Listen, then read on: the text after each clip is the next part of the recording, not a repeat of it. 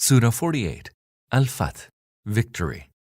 In the name of Allah, the most merciful, the most compassionate. O Prophet, surely we have granted you a clear victory, so that Allah may forgive you your shortcomings, whether earlier or later, and may complete His favors upon you, and guide you to the straight way, and that Allah may bestow upon you a mighty help. He it is who bestowed inner peace on the hearts of the believers, so that they may grow yet more firm in their faith. To Allah belong the legions of the heavens and the earth. Allah is all-knowing, most wise.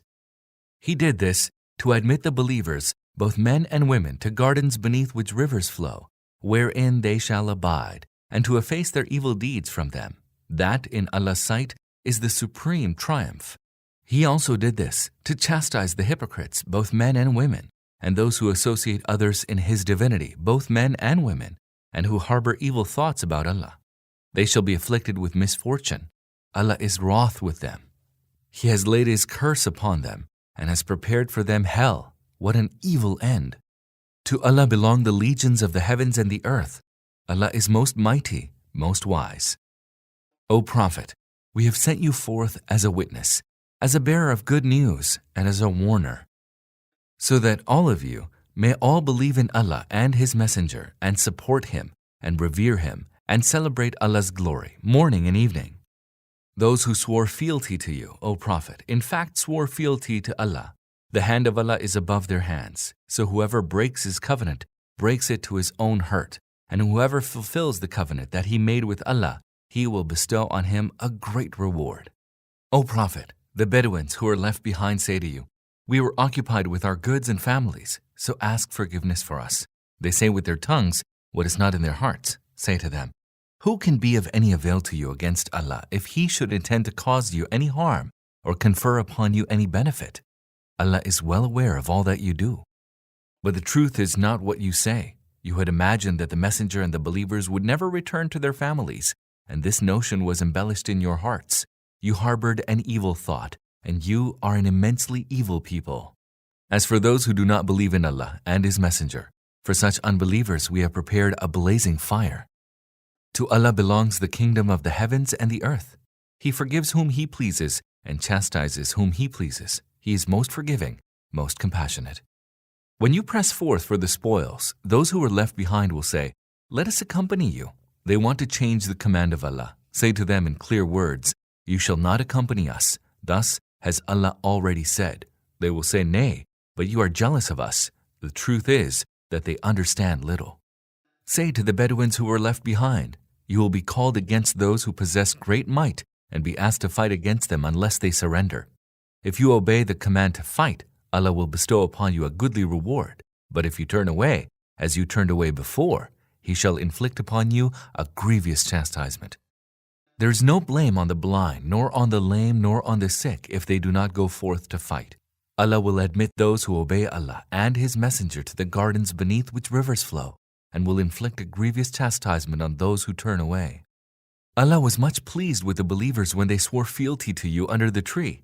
He knew what was in their hearts, so He bestowed inner peace upon them, and rewarded them with a victory near at hand. And with abundant spoils which they shall acquire, Allah is most mighty, most wise. Allah has promised you abundant spoils which you shall acquire. He has instantly granted you this victory, and has restrained the hands of people from you, that it may be a sign for the believers, and He may guide you to a straight way. He also promises you other spoils which you have not yet taken, but Allah has encompassed them. Allah has power over everything. Had the unbelievers fought against you at that time, they would have turned their backs in flight and would have found none to protect or help them. Such is Allah's way that has come down from the past. Never shall you find any change in the way of Allah. He it is who restrained their hands from you, and your hands from them in the valley of Makkah, even though He had made you victorious against them. Allah was watching all that you did. They are the ones who disbelieved and barred you from the inviolable mosque, and prevented the animals you had designated for sacrifice from reaching the place of their offering. If it had not been for the believing men and believing women who lived in Makkah and whom you did not know, and had there not been the fear that you might trample on them and unwittingly incur blame on their account, then fighting would not have been put to a stop. It was stopped so that Allah may admit to His mercy whomsoever He pleases. Had those believers been separated from the rest, we would certainly have inflicted a grievous chastisement on those of them, i.e., the Makkans who disbelieved. This is why, when the unbelievers set in their hearts a fierce bigotry, the bigotry of ignorance, Allah bestowed inner peace upon His Messenger and upon the believers, and made the word of piety binding on them. They were more deserving and worthier thereof. Allah has knowledge of everything. Allah indeed showed His Messenger the true vision, one fully in accord with reality. If Allah so wills, you shall certainly enter the inviolable mosque in full security. You will shave your heads and cut your hair short, and do so without any fear. He knew what you did not know, and He granted you a victory near at hand, even before the fulfillment of the vision. He it is who sent His Messenger with the true guidance and the religion of truth, that He may make it prevail over every religion. Sufficient is Allah as a witness to this. Muhammad is Allah's messenger, and those who are with him are firm with the unbelievers, but compassionate with one another.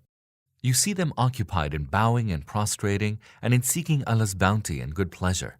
They are distinguished from others by the marks of prostration on their faces.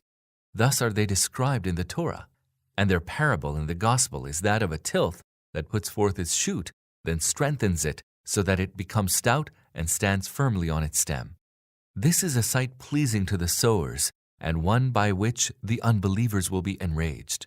As for those who believe and do righteous deeds, Allah has promised them forgiveness and a great reward.